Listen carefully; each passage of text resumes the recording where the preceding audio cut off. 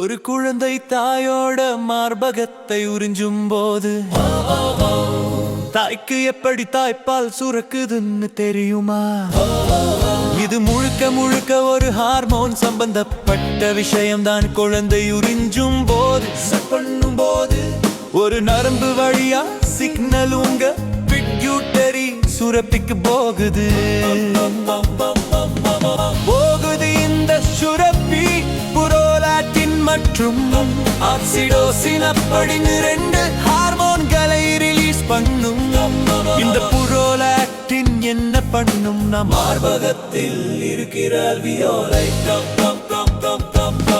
பகுதிகளை ஆக்டிவேட் செஞ்சு ரத்தத்தில் இருக்கும் சத்துக்களை உறிஞ்சி தாய்ப்பாலை சுரக்க வைக்கும்.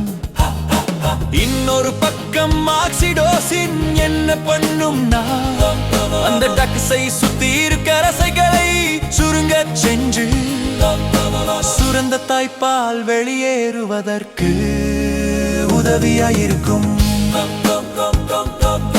அது மட்டும் இல்லாம தாயோட கர்ப்பப்பையை கூட பிரசவத்துக்கு முன்னாடி இருந்த நார்மல் நிலைக்கு திரும்ப கொண்டு வர இந்த ஆக்சிடோசின் ரொம்ப உதவியாயிருக்கும். கூடவே இந்த 2 ஹார்மோன்களும் சேர்ந்து குழந்தைக்கும் தாய்க்கும் ஒரு நல்ல உணர்ச்சி பிணைப்பை உண்டாக்குது.